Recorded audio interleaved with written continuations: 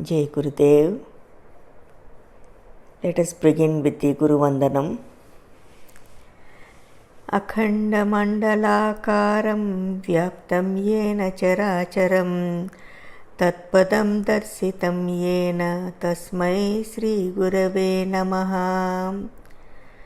Ajnanatimirandhasya gnananjanasalakaya chakshurmilitam yena tasmai Sri Gurave Namaha.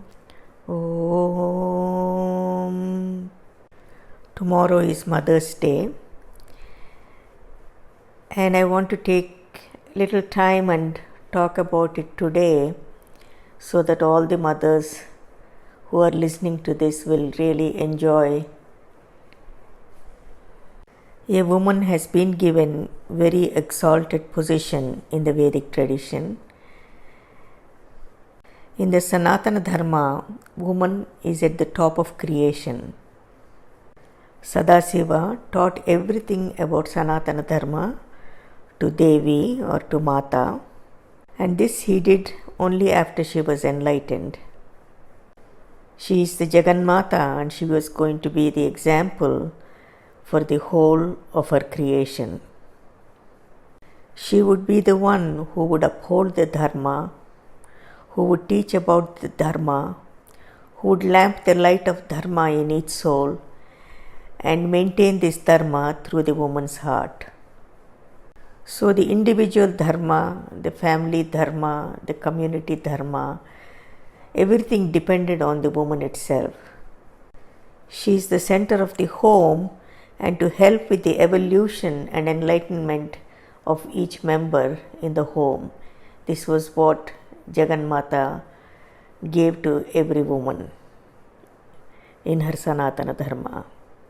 So Jaganmata in our tradition has been given the topmost position, and she is actually the empress of all the cosmic creation, and all the five devatas, Brahma, Vishnu, Rudra, Ishana and Sadasiva, they all follow her guidelines, or they uphold this Sanatana Dharma and the natural law in the whole of creation.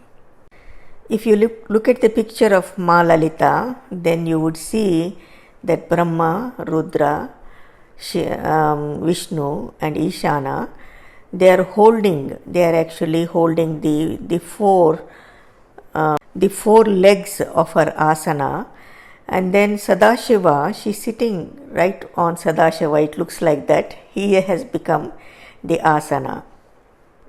So if we have to understand, she gave the creation to Brahma in this administration of this natural law. Mahavishnu became the cosmic administrator. Then Rudra became the destroyer, or bringing the dissolution so that there is further evolution. And Ishana is the one who gives the delusion or the Maya. And then Sadasiva is the one who gives the enlightenment. So normally everyone speaks of the Trinity and they don't speak about all the five. This is what it is in our Sanatana Dharma. All these five gods are important.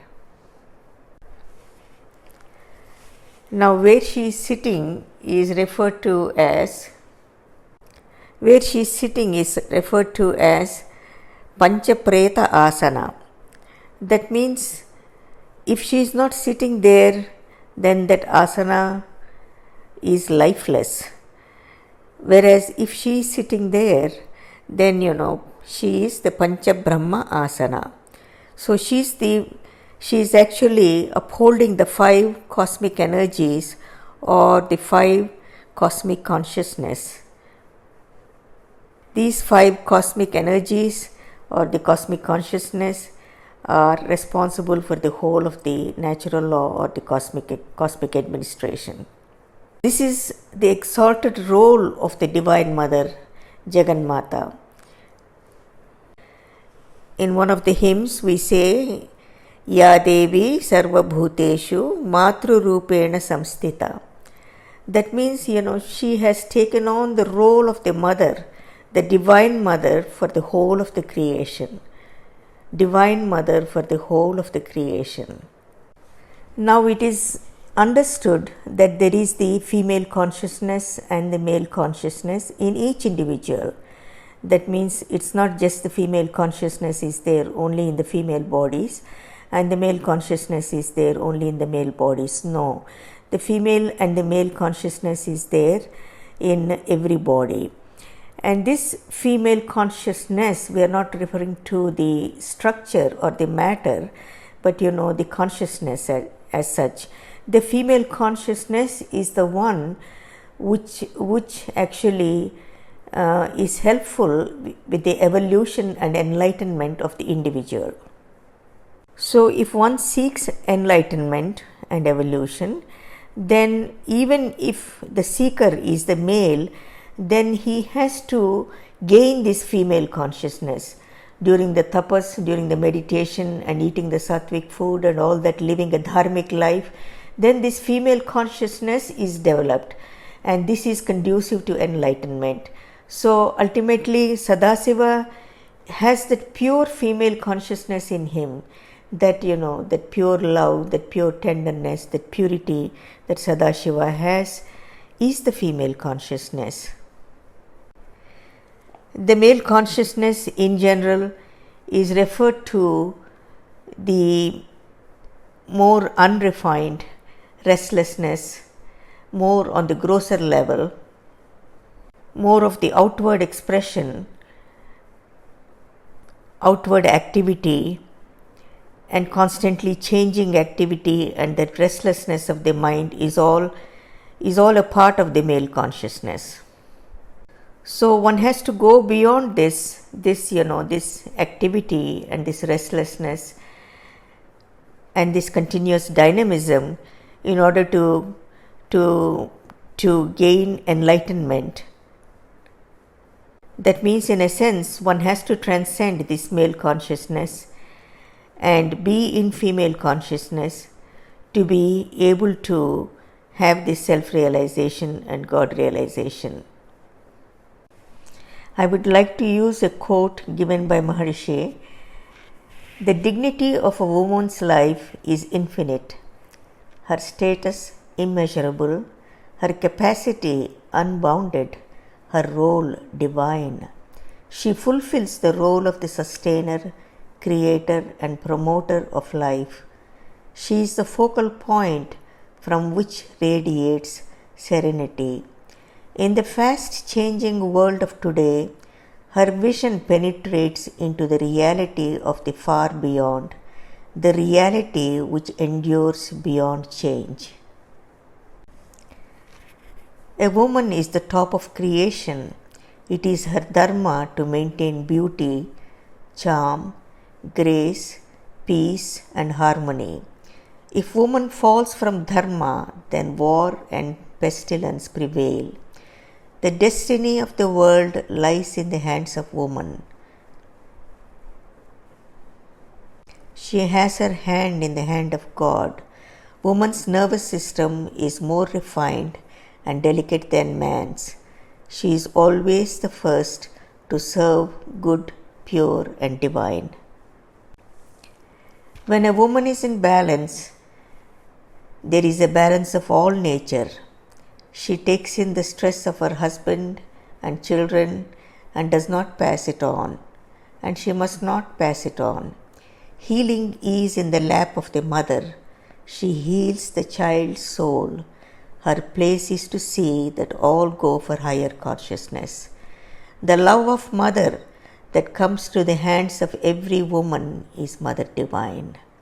The love of mother that comes to the hands of every woman is Mother Divine, Jagannatha. A woman's beauty is her consciousness, and a woman's place is unity consciousness. A woman's nervous system is very refined, so naturally it absorbs a lot of stress, and so women should be careful not to overexert themselves and the family should be careful to see, that the woman and the mother is not, totally exhausted, that she is respected, she is treated with dignity and honor, and she is loved. A woman, because of her female consciousness, it's not that all women have this high female consciousness, but in general, the female consciousness allows the woman to be more settled, more centered. And it is also referred to as udasina. Udasina means being passive, but not passive in a hopeless and helpless way. But being passive means being settled in peace, being settled in contentment, and being settled in that happiness and security. That is actually udasina. Then you're not responding and you're not reacting to every little wave and every little issues that are bombarding her. So this udasina is a very important element, because by then she balances herself and she balances the whole of the family and the environment around her. So udasina is just being passive. Udasina is being passive with wisdom, with clarity, and in that consciousness of being settled with settled awareness. So this ability to be centered, this ability to being settled is what leads a woman for enlightenment easily. So it is not the woman who can be enlightened, it is the female consciousness which can be enlightened. So it is not the woman who gets enlightened, it is the female consciousness which gets enlightened. So whether one is male or female, everybody has to settle into that female consciousness, because there everything is tender, and there is more peaceful, there it is more silence, and there is more joy, and it is that level of refinedness then naturally will take you to the finer and finer levels of the higher states of consciousness and liberate one. Because of the Divine Mother and because we worship her, so naturally the Mother being the center place in our Vedic traditions, then this Hindu religion has become a very peace-based religion. And anything that evolved from this Vedic tradition, other religions, where the woman is a central point, they have all been very peace-based religions. Whereas the religions that came from men, naturally they are not so much peace-based religions. They are more in the male consciousness, and they have created more violence, more restlessness, and prone to wars. So on this Mother's Day, I request all of you, all the mothers, to be honored, all the mothers to be loved and cherished, and uphold them and take care of them, and the mothers in turn, take care of the family, uphold the dharma, make sure the values are passed on to the children, and take care of yourself first. Take care of yourself first. It is very important. If the woman works too hard and there is so much of opposition for the woman or suppression for the woman, then the woman will get depressed.